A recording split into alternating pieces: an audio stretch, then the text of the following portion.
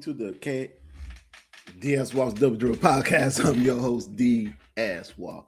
Man, I almost gave y'all the intro to my radio show, KDB Radio, where we bring love back to R&B music. Make sure you check it out. So I got some good stories going to be coming up pretty soon, so make sure you support your boy. And yeah, I'm putting the plug in on it on my basketball podcast because that's the type of guy I am. Downtown double dribble. Let's go. This show, I want to talk about game 2 of the NBA playoffs semifinals between the Cavs and the Pistons. Game 1 was hype. Game 1 was live up to the billing of the Detroit Pistons. And I want to talk about that. I want to talk about the OKC Thunder and Lakers matchup for game 2 as well. You know, OKC, without a typical SGA type game, they dominate the Lakers from beginning to the end. So we're going to hit on that too as well. But before we talk about those things, let's get into some news that came out this week that the Orlando Magic have fired their head coach, Jamahl Mosley, after 3 seasons of being the lead man up there in Orlando. He was let go. Not surprising at all. But actually, I am kind of surprised. And the reason why I am surprised is because Mosley has done a heck of a job this postseason. The regular season, you know, he didn't do too well. At the Orlando Magic, as a team, a franchise, they underachieved. They didn't get to where they wanted to get to. You know, they sacrificed a lot of draft picks to trade for Desmond Bane. That core unit of Bane, Franz Wagner, and Paolo Banchero, they didn't live up to the billing, to the hype due to injuries from Paolo and Franz Wagner. This team did not look like a top 4 seed team in the Eastern Conference. They had to go through the play-in route. They lost to Philly, and then they blew out the Hornets, and they took the Pistons to 7 games. I mean, we talking about the Orlando Magic had a 3-1 lead over the Pistons with 2 opportunities to close it out. In game 6, game 5, 6, and 7, they didn't get the job done. So Mosley was let go, and again, I am surprised because he was able to turn this team around very late in the season.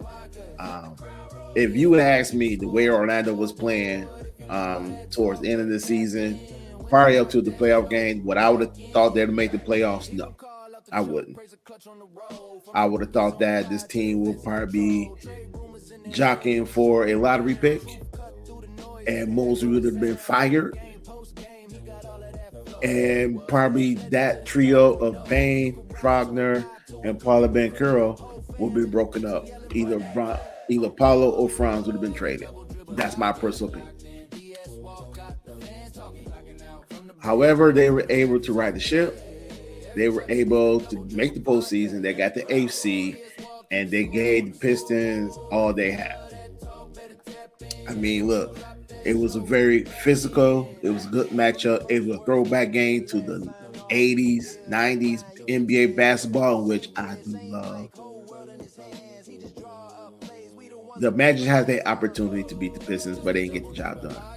What we've seen in that series is the growth of Mosley, the head coach. We've seen the growth of Paolo, who those 2 guys were not seeing eye to eye majority of this season until late in the season. I felt personally that Jamahl Mosley deserved an opportunity to come back next season and coach this team, just based on how he steered this team towards the end of the season into the play-in game and what they did in the first round. Now, making the playoff 3 years in a row is a great accomplishment. Losing 3 years in a row in the first round is not. And at some point, if you're the owner of the Orlando Magic and you see this roster I constructed, you have to question 2 things. 1, players, or 2, my GM. Because I understand that, yeah, you gave the head coach the groceries. He got the he got these groceries. He got to make it happen. I understand. But sometimes you got to look at the person who's shopping at the supermarket and getting these groceries. You got to start looking at him. And is he doing a good job of putting the best players, giving his coach the best players to succeed? Now, you probably say, look, man, they got two young up-and-coming stars coming in the game. You got a veteran shooter who's lights out from the outside. He's physical. I get all that. Jonathan Isaac was in and out of the lineup. But you seen the improvement of Anthony Black. You seen how he played in the postseason against the Pistons. And may I say that Jalen Suggs might be on the trading block because the way Anthony Black played, he looked like it's going to be the next starting point guard for Orlando Magic. They're going to have this decision to make on that. It's up to me, Suggs be up out there. They have some young pieces. And they got young pieces on that team that can make some noise. They have young pieces that still need to develop. Now, is that on the head coach or is that on the GM? Because you the head coach, you always going to play your best players. You're going to play what you have. And that's what Mosley did. He played what he had. He did the best he could. The Orlando Magic been to playoff 3 years in a row. Prior to that, they ain't sniffed the postseason. They did a good job of drafting. Now it's time for them to take that next level. It's time to take the next over. They're going to start. They have to develop their young players. They're going to get some decision to make. I said between Anthony Black and Suggs. And all honesty, they might have to make a decision between Paolo and Franz Wagner because both of those guys, they play the same way. They're the same player. The only difference is that Paolo is physical, more physical than Franz Wagner. They're gonna have the decision to make on that. They got to figure out what pieces don't belong and what pieces don't fit and who to bring in. But there's one player I will say right now I would not get rid of. That's Wendell Carter Jr. because he gave Jalen Duren some hell. He outplayed him. He out-rebounded him. He out-hustled him. He outplayed Jalen Duren. Jalen Duren, who's an all-star this past season, who was looking for a max contract, he got outplayed by Wendell Carter Jr. Wendell Carter Jr. showed up in this postseason. So if there's one guy the Orlando Magic definitely needs to keep, it would be him. And you're going to have to figure out how you want to build this roster. Whoever your next head coach is going to be, you got to set him up for success. Because if you don't do that, we'll be right back here 3 years from now, basically saying the same thing. What are you gonna do? The players on this team underachieved because the GM went to the market and went bargain shopping instead of spending money on the good stuff. I do expect the Orlando Magic to contend, whoever the head coach is, to contend in their division, because the division it sucks. It's weak. It's not good. But I also expect to see a better Orlando Magic team that's going to contend in not just Eastern Conference, but the entire NBA for a championship. I do believe the Orlando Magic has arrived. I do believe they're going to be pretty damn good next season. Whatever moves they make, it has to be on. We're going to contend in the East, and we're going to be one of the better teams in the NBA. When you see the OKC Thunder, when you see the Detroit Pistons, when you see the San Antonio Spurs taking big-time leaps and being title contender, Orlando Magic has to be in that category. They have to be in that boat because they got the pieces.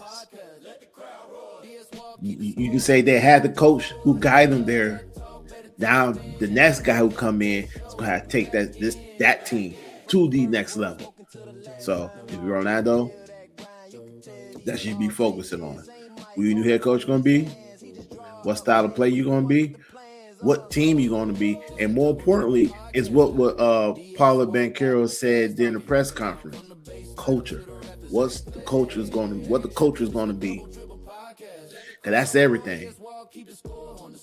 Your culture has to be your identity. Because according to Apollo, this culture and this identity was not working. So that's going to have to be the number one. It's the culture of this team. And it has to change. If you want Orlando Magic to be the team that we all know they can be, the culture has to change. And it starts not with the head coach, but it starts with the front office. Then it trickles down to the head coach. You know, sometimes you might have to go look back at your past, like the Pistons. The Pistons culture is bad boys. Physical basketball. Hard-nosed defense. That's their superpower. That has been the Detroit Pistons' superpower in all their 3 championship teams. Their superpower is physical, hard-nosed, in your face, don't give up, you know what, defense. The Orlando Magic might have to go back to their past and get their culture back. We see a lot of teams do it. Maybe they'll be the ones to follow that same road. The Boston Celtics lost to the Philadelphia 76ers. And there's a trickle effect. And congratulations to the Sixers on advancing to the second round. They're down 2-0 to the New York Knicks, who are playing some outstanding basketball. They have been the most dominant team in the Eastern Conference during this postseason. They obliterated the Atlanta Hawks in 6 games. I mean, damn. That's all I got to say. And the Sixers look like they about to be evaporated as well. But this is a rivalry. This is a rivalry right here. So I do expect Philly somehow, some way, going to find their way and win a game or 2 back home. But this is a rivalry game. And breaking news just came out is that OG Anunoby has a hamstring strain. And he will be out for a period of time. Let's see here, because Sean just reported it, and I am talking about it. Let's see. Let's go here. Let's go to news. OG Anunoby has been diagnosed with the right hamstring strain and will be day-to-day, sources told ESPN Shams on Thursday. It's not believed to be serious strain of the hamstring for Anunoby, allowing him to receive treatment and decide on his status day by day, a source told Shams. In other words, he's going to play through some pain and he's going to tough it out. Don't know how bad it is, but it's a hamstring strain. It's bad. Don't know the level degree, but it is bad. And he's going to play through it. And kudos to him, because a lot of players don't play injured. A lot of players play hurt, but a lot of players don't play injured. And he's going to play injured, and he's going to give it all he got against the Sixers in Game 3. And Game 3 will be on Friday. So if you're the Sixers and you see that and you hear that, that's your opportunity right there to win Game 3. Their best defender is hampered. You playing at home. The arena's going to be rocking. You got an opportunity to steal this game. Whoever I'm saying, it'd probably be Paul George will be on OG, or OG will be on Paul George. This is an opportunity for Philly. This is the way in. And Joe Embiid might not play. He may play, he might not play. Bottom line is that their best defender is hurting, and he would not play the same. Him running up the court, moving side to side, it's going to be painful for him. So an opportunity to take advantage. So if you're Philly, this is the break you've been looking for. No fun intended. This is that opening hole that you was waiting on to get back in this series. So this is their game 3 is a must win for them. So if they lose game 3, they not winning game 4. Hands down. The San Antonio Spurs blew out. I mean, blew out the Minnesota Timberwolves. I mean, I gotta. That wasn't even a beat down, man.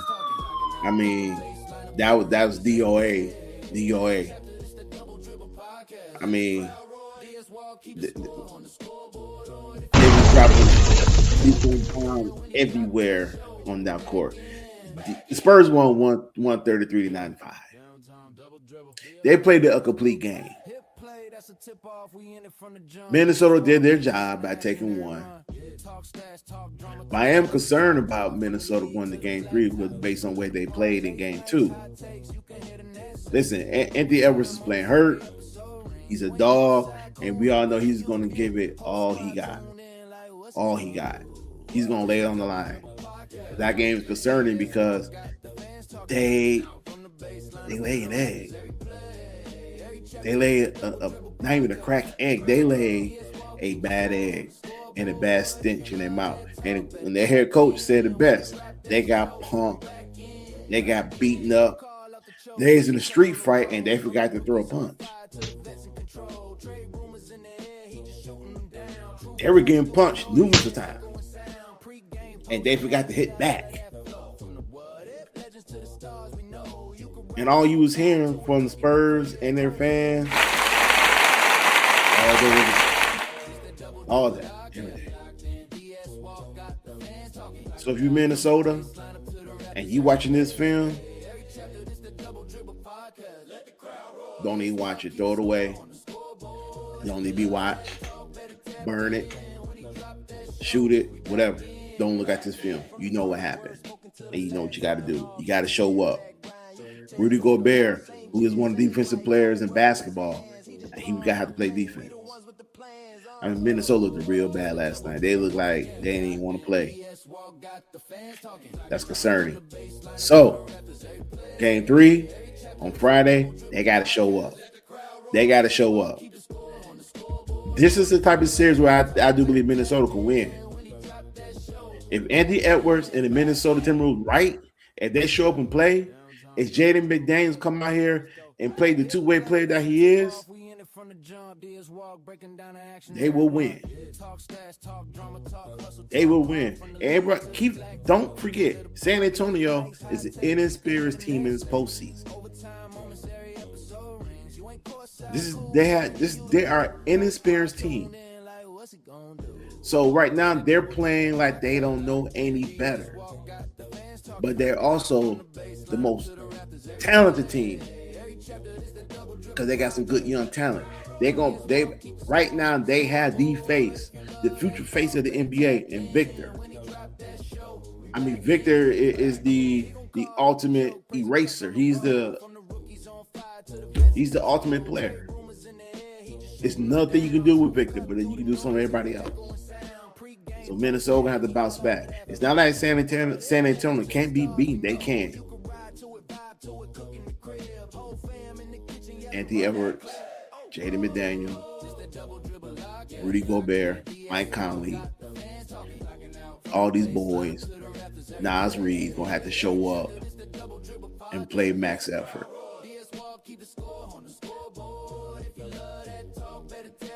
They can beat this. And finally, let's get to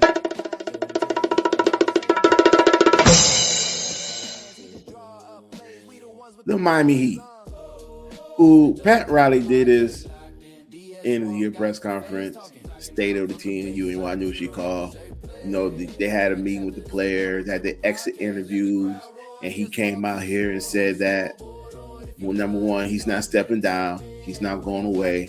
He's going to stick to the game plan. He's going to stick to the philosophy that he knows. And he believes that he is one player away. My question is, what one player can you get that you can trade for? You have no valuable asset. You don't have any good asset. You have, other than your draft picks, that's all you have. You have no players that nobody wants. All your players, maybe except for Tyler Hero, are role players. They're not difference makers. So you remind me, if you're a Heat fan, your team going to the offseason, what do you want? What do you want from your team? What do you want Pat Riley to do? Because Pat Riley basically he's not going anywhere. Pat Riley should go somewhere. Pat Riley needs to go to upstairs to the upper level and just chill and just hire a GM. Hire a new president of basketball operations. Be part of the ownership, Pat. You've done everything you can in Miami. It's time for a new voice. It's time for a new philosophy. It's time for a new beginning for the Miami Heat. Let somebody else come in with some good ideas and rebuild this team and bring you, Pat Riley, you, a championship. You are a legend in LA, New York, and in Miami. You are one of the best head coaches of all time. You're one of the best executives of all time. It's time for you, my man.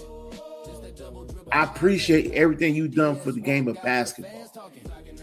But in my opinion, my humble opinion, just my opinion only, it's time for you to step aside, man, and take the big chair upstairs and be an owner. I think you got some percentage of the team. Man, be an owner, man. Relax. Let somebody else bring you that chip. You created a foundation of a culture in Miami that would never change. That's never going to change. Pat Riley is the Miami Heat. I'm sorry, y'all. You can say Dwayne Wade, Alonzo Mourning, Tim Hardaway, all them boys. Yes, they are Miami greats. But Pat Riley, at the end of the day, Pat Riley is the Miami Heat.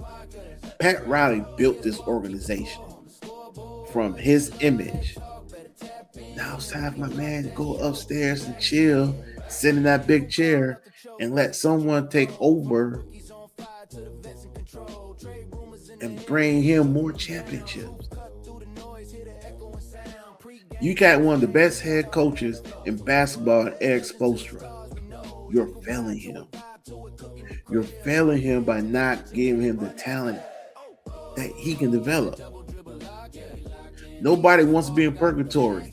Nobody wants to be a team that's either we're bad, either we're good. Nobody wants to sit in the middle. That's the worst place to be in this league. You got to be a good team or you got to be a bad team. It's one or the other. And I truly believe that Pat Riley is holding back the Miami Heat. And that's sad, man. That's sad.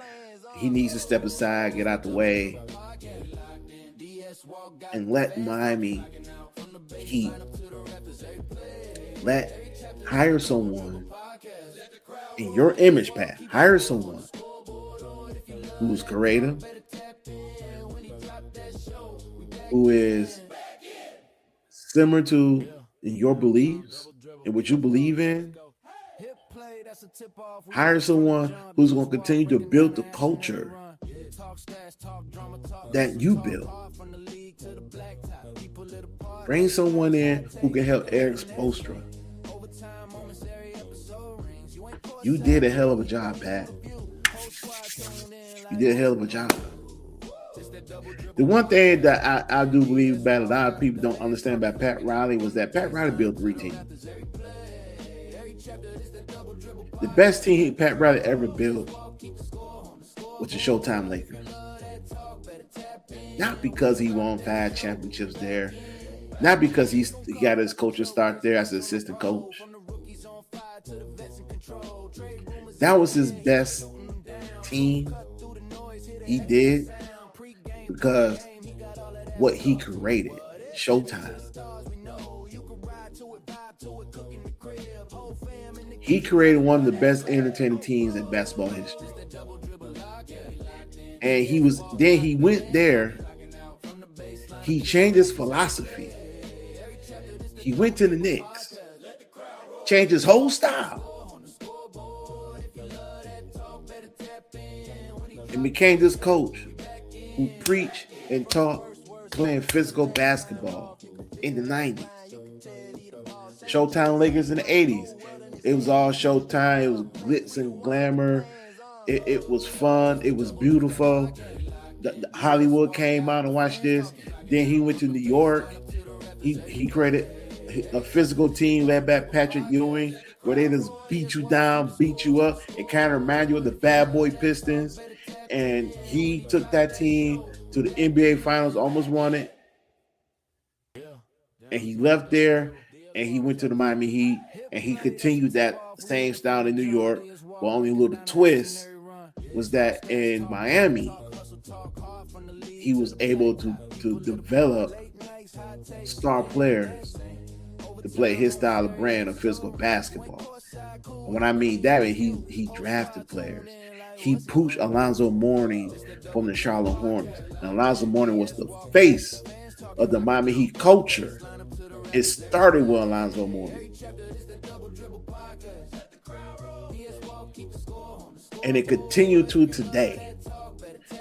The Showtime Lakers was the best team that he had ever created and assembled.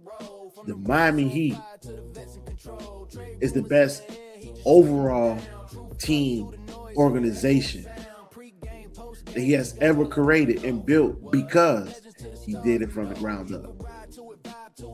When Pat Riley got to Miami, in all due respect, had no identity. Miami didn't know who they were. Pat Riley built that franchise from the ground up. Pat Riley built that team in his image. Pat Riley built that team in his image from the New York Knicks. And the face was Alonzo Mourning for the physical part. The Showtime part was Tim Hardaway. He combined both of those. And this is what we have right now. But the only difference is when he built the Miami Heat then and compared to right now is that he doesn't have all those pieces. He can't get those pieces anymore. Every time he tries to get those pieces that he loves, that he likes, they don't work. They don't match. And I don't mean just one or two players. I mean, as an entire team, they don't match. And sometimes great inventors, great coaches, great executives sometimes have to take a step back and be like, you know what? I'm good. I'm so good that maybe it's time for me to step aside and bring somebody else in and finish this off. And that's okay. That's fine. Nobody's ever going to be mad about Pat Riley if he does that. Nobody. But Pat has to want to do it. Now, we already know the Miami Heat is in the running for Giannis. Rumor came out that if they can't get Giannis, they'll go after Kawhi Leonard. I like both guys in Miami. Heck, if you can get both guys, that would be great. But I do believe he's going to get one or the other. If he doesn't get none of them, then he would have to dig in his bag of tricks. And he's going to have to pull out a lucky rabbit's foot and do something that we Didn't expect him to do. I do believe he's going to get a good draft pick. I do believe whoever he drafts is going to be a good player, and that player is going to be developed. We see Jaime Haka has developed, and he's starting becoming he's a good player. He's on the verge of becoming even a better player. We seen how Tyler Hero under that same system, how he is now. Tyler Hero probably is at his ceiling. Pat Riley and Eric Spoelstra can develop players. But Pat Riley's losing his lust for getting big time players. And that's why I do believe a different voice will come in. So we'll see what's going to happen. Now, let's get to the game 2 of this NBA playoffs semifinals. And before we get to it, make sure you like, subscribe to my show, and make sure you like, subscribe, and comment. Do I gotta put a ticker on here for you guys? Let y'all know. Please do. And one more thing. Who do you guys believe who's gonna win the game 2 tonight? Is it gonna be A, Detroit OKC, 2, Cavs and Lakers, 3, OKC and the Cavs, or 4, Detroit and the Lakers? Who y'all think is gonna win? Make sure y'all vote. Make sure y'all vote. Voting will go till I stop it. So make sure y'all vote, because I want you guys to be part of the show, interact with me on this show. So you got your 4 choices. Vote, and make sure you like, subscribe, and share. Also, make sure you like, subscribe, and comment. And this will be on the remainder of the show. Let's start with the Lakers and OKC, because the Lakers, they got dominated, man. OKC came out here and they basically put a beat down the Lakers game 1 on 80-90. Again, it wasn't your typical SGA type game. He didn't do anything too much. He had 18 points, 2 rebounds, 6 assists. You know, that's not your typical SGA game. SGA would have about 30-some points, double assists, and probably about 7-8 rebounds. Chet Holmgren got off for 24 points. Jared McCain had 12 points, and the bench really didn't do anything. This game was about how dominant of a defensive team that OKC is. They locked in on D. They slowed down LeBron James and the Lakers. LeBron had 27 points on 12 of 17 shooting. Rudy Hachimura had 18 points on 7 out of 13 shooting. And Austin Reeves had 8 points on 3 for 16. LeBron James did all he can do. But when you don't have Luka Doncic, who probably won't be back for this playoff series, and when Austin Reeves out here struggling from 3 for 16, and you're not getting anything from your bench, Luke Kennard led the Laker bench with 7 points, and your best player is a 41-year-old in year 23 who busts 27 points, who's very efficient, and you expect him to carry this team.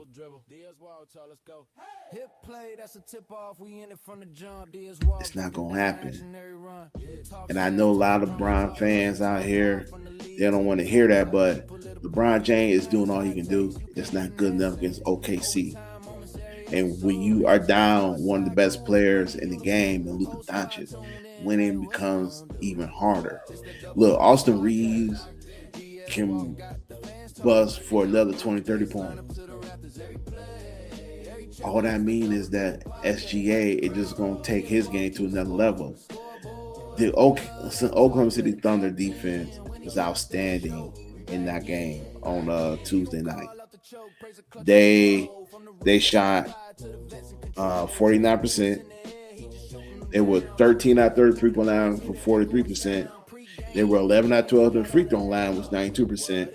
They out rebounded the Lakers 44 to 41.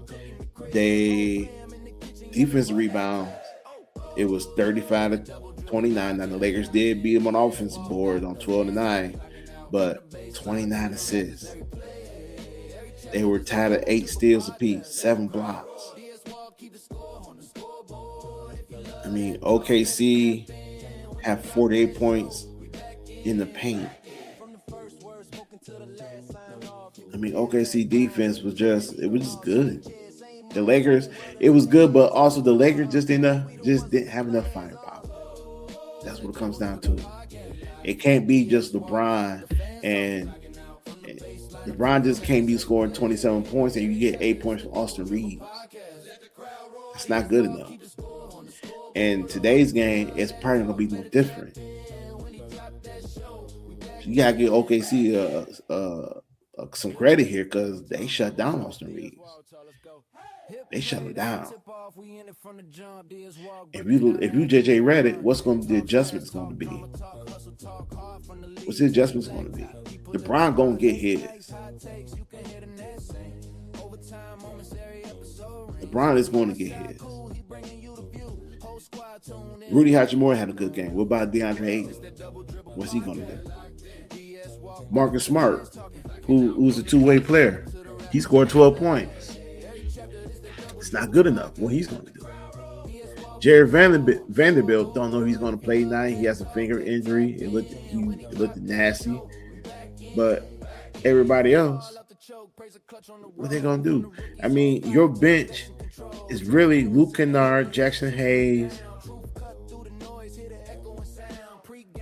That's it. I mean, Dog Connect got 2 minutes. You had guys on this team who knew you don't play.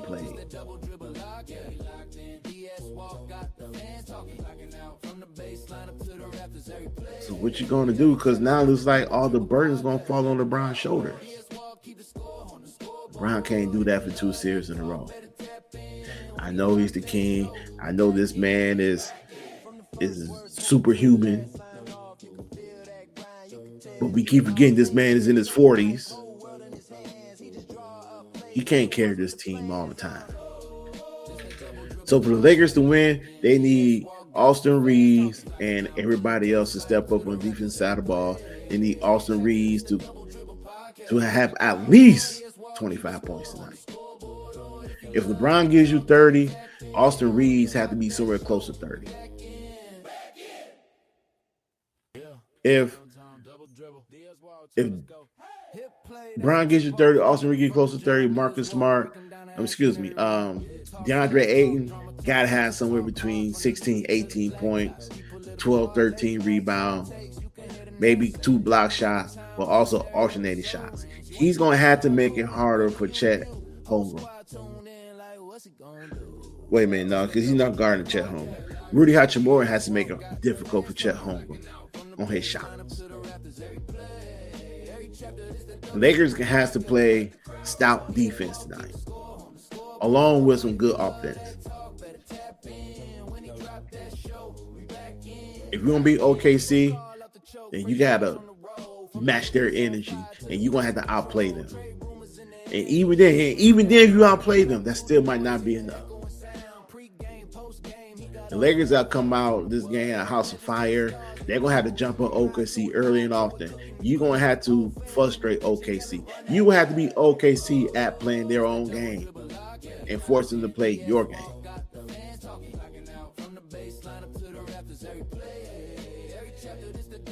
I mean, OKC is playing without Jalen Williams, and it's like they're not even missing a beat.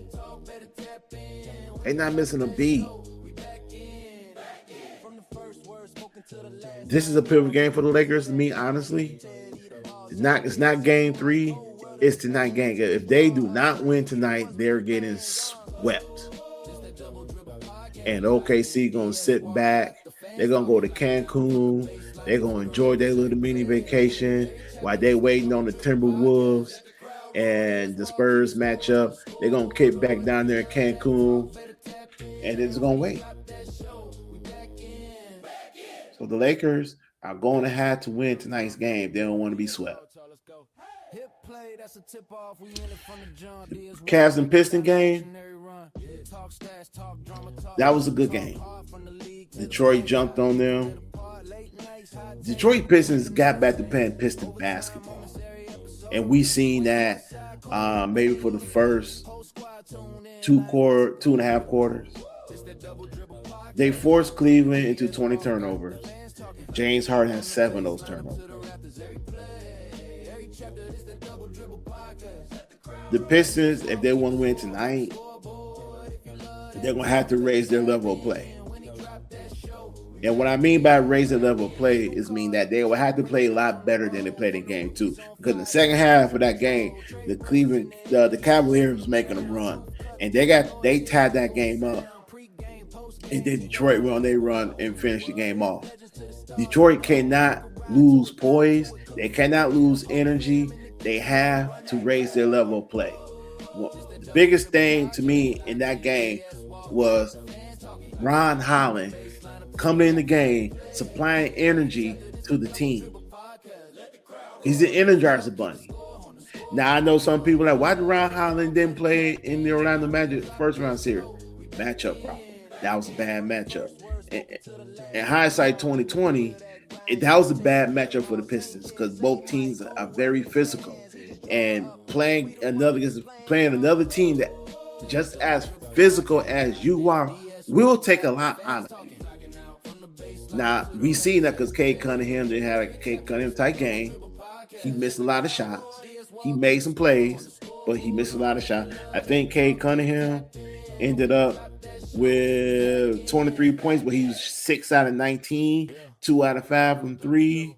He had 3 rebounds, 7 assists. And well, his plus minus was a plus 12. A plus 12. So, he was not his best. He would have to be his best tonight. And also the best part of that game was that Duncan Robinson stepped up. Isaiah Stewart played some good defense. He stepped up. Jalen Duren, he didn't score much. He had 11 points, but Jalen Duren had 12 rebounds. He had a key block shot on the James Harden floater. Jalen Duren needs to step on the offensive side of the ball. I don't know how many times we have to say that, but he does. Who else stepped up? Javonte Green hit some big shots. Tobias Harris had 20 points and 6 from 14 shooting. He's 1-5 3-point line, but he stepped up. Ahmed Thompson is, someone said it best, is Victor Wembanyama. Victor is the best defensive player in the galaxy. Asir Thompson is the best defensive player on Earth, on planet Earth. All right. If you see that chase down block he did out of nowhere, that is crazy. That is, his athleticism is not even on the charts. It's not, I don't think it is on Earth. That young man, I'm so glad he's on our team. That's all I got to say. I would also love to have his brother on our team as well. But they stepped up. Ron Holland, again, he don't have but 6 points, but the energy he brought, the defense he brought, we got to see more of that. Jenkins, 12 points. He found his groove. Got to see more of that. He has some energy. He had that dog in him. We got to see more of that. The Detroit Pistons looked like Detroit Pistons in game 1. In game 2, we know it's going to be different because we already heard Donovan Mitchell talking about flopping. We heard him talking about it. Maybe he need, what did he say? Maybe he need to start flopping. And the Pistons response was, we don't tolerate flopping. I mean, that heartbeat was going when he said about flopping, and JB was like, his heart went.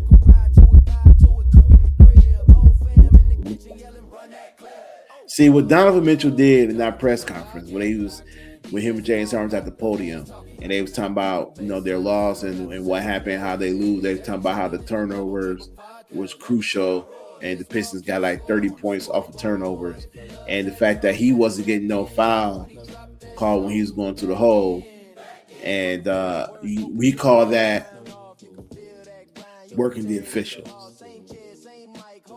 That's what we call that. The reason why I'm laughing at that is because Phil Jackson was the master of the game. All these coaches all these players are doing it. That's laughable. That's laughable. I mean, you working the officials, so to this game, you can get more calls in favor in your way.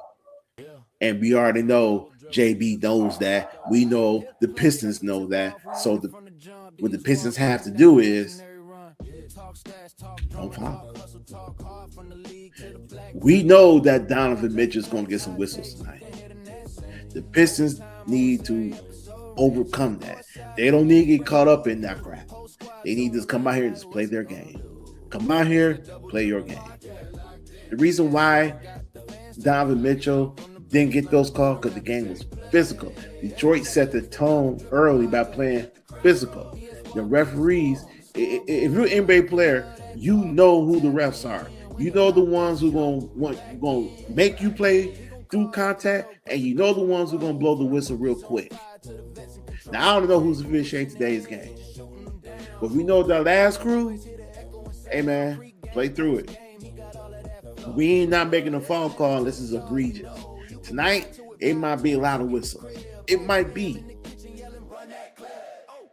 But talking about you might need to go out here and flop. Nah, man, that's taking it too far. That's taking it too far. You know what I'm saying? Take that, man. You don't gotta come out here talking about you need to flop. Let's go out here and play your game. Play your game. If you play your game, depending on who the officiating crew is, you're going to get those calls. But it goes both ways. It's not like, what was Cleveland's team stat on free throw shooting? The Cavs went to the line 15 out of 16 times. They shot 94%. The Pistons went to free throw line 35 times. You expect the home team to get some advantage at the free throw line because they're playing home. So you kind of expect that big of a gap, 19 to 35. It's not going to be close. But what Donovan Mitchell is trying to do is that he wants the whistles go in his favor so that he can get to the line, so that he can get some easy bucket and easy points going. By Donovan Mitchell going through the free throw line, it gets him started. Because once he sees that ball go in, it gets him going. He doing all he can to get the whistle not only go his way, go to his team way. James Harden had 7 turnovers in this past game. James Harden has been a turnover machine in the postseason. So I kind of think that when you have the ball in your hands a lot like James Harden, just like Cade Cunningham, you're going to have a high rate of turnovers. I do believe on that part, the Pistons not going to change their game plan. They're going to pressure James Harden. They're going to force him to turn. They're going to force him into making some mistakes. In this game, what's going to be key for the Pistons is how you going to keep your composure. Are you going to bring that same energy and take it to another level in game 2? Are you going to get those 30 plus points off of turnovers? Are you going to be able to slow down Donovan Mitchell, Evan Mobley?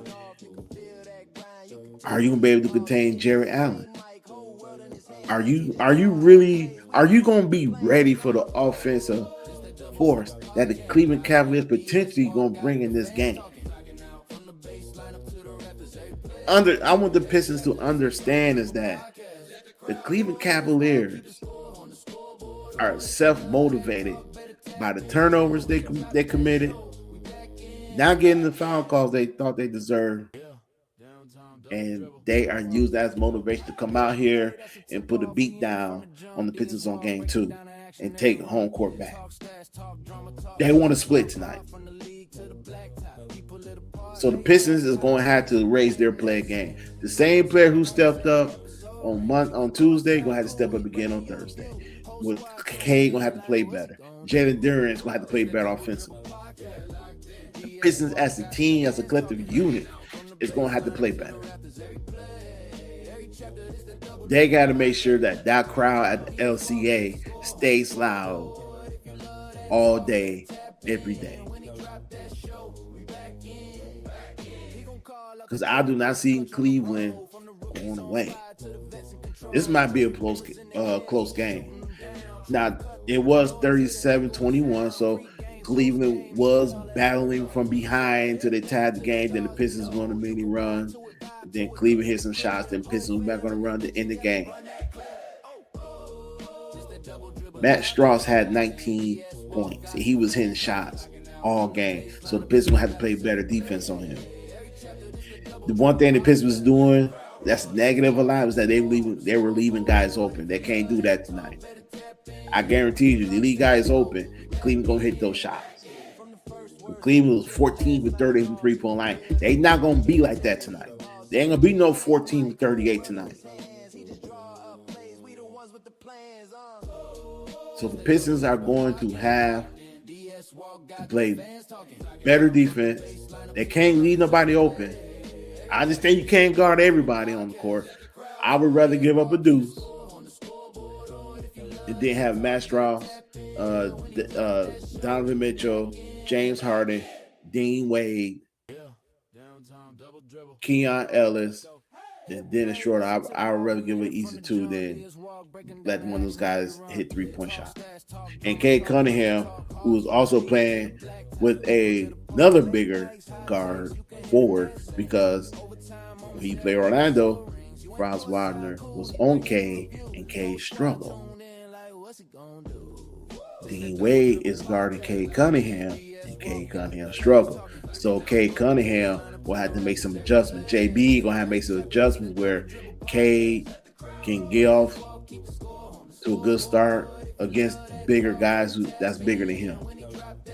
He's gonna have to figure some things out. They're gonna have to make some adjustments on that. Cade can't continue to be shooting 6 from 19. He can't continue to struggle like this against bigger players that's guarding him and expect the Pistons to win this series. So they're gonna make some adjustments on that. And again, continue to make those adjustments with Jalen Duren. You know, he hit a 15-foot jump shot. That was great. Might see more of that. But I'm expecting Jalen Duren at some point to break out of this offensive slump and get back to giving us 22 and 15 or 25 and 17. Jalen Duren right now, if you look at it, majority of the season has been the number 2 guy. If Cade is struggling, you need your other best player to step up. Now, kudos to Tobias Harris. He has stepped up. He has been balling out. But we all know at some point, Tobias is not going to be giving us 20 points. He's not going to be giving us no 30 points or 25 points. It's very important that JD step up. It's very important that everybody else step up as well. Everybody know Detroit is not a good offensive team. That's been well documented. I don't care. But the Pistons, their one thing that they do have, their superpower, and I said earlier, is that defense. And they're going to have to tap into their superpower to slow down this Cavs team and get good offensive play. When the Pistons play good, very good defense, they get out there on that fast break and run, and they get their points. They're going to have to do that in this series. They did good in game 1. Now in game 2, it's time to take to another level. So this is a very important game for the Pistons, and also a very important game for the Cleveland Cavaliers, because if you're Cleveland, you don't want to go back down 2-0 back home, and all Detroit has to do is get 1. And if you're Detroit, you want to go up 2-0, and you want to go down to Cleveland and handle your business down there. because you want to continue that momentum. Even if you can get game 3, that would be great, because now you push them to the brink of desperation. And when a team gets desperate like that, they're coming out firing. An opportunity to put them away. If you're Cleveland, you want to split. You want to take this home, handle your business. You don't want to mess around with this young team. You tank to get this seed. You tank to get the 4th seed because you want Detroit. You heard that rookie Tyson who felt that they got Detroit and they're gonna beat Detroit. And I hope the Pistons take that into this game and this series on out. Momentum. Remember that. I hope they remember that. They hope they remember that Cleveland tanked to play Detroit. They weren't interested in the 3 seed.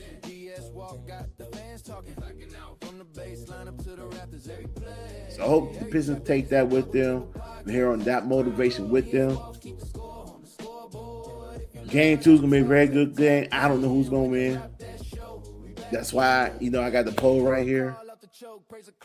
I don't know who's going to win. I know it's going to be a great game. But as a resident Piston fan, you already know I want my Pistons to win. But I'm also an NBA fan, and I'm more looking for a good game.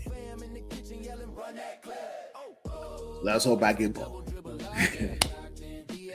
With that said, man, thank you for your time and watching the Double Dribble podcast.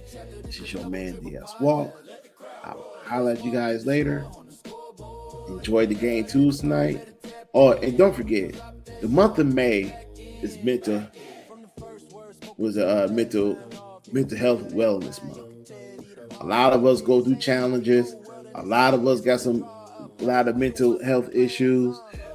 If you one of those people out here, please go talk to someone. Please go get help. Take your mental health seriously. I take mine seriously, and talking to someone, talking to a therapist, it helps. It really, really does. If you know someone who's struggling in mental health, please be there for them. Don't let them be idle and deal with this by themselves. Please be there for someone, and please deal with yours. Mental health is a serious issue here in the United States for a very long time. Longer than we can possibly imagine. This ain't the time or place where you can't shake this off. This ain't the time and place where to brush it off. This ain't the time and place where you can deal with another time. Those days are over. So please, deal with your mental health. And help others deal with their mental health. I will be doing this public service announcement on every show for the month of May. Deal with your mental health. Get your life back on track. And get your smile back. And remember, you're not alone. There's someone here always to help you. All you have to do is reach out. Whether it's to a loved one, to a friend, or to a professional. Someone's always here to help. Hell, reach out to me. I'm always here to help. I am DS Walk, and this has been the DS Walk's Double Drill podcast. I am out. Peace.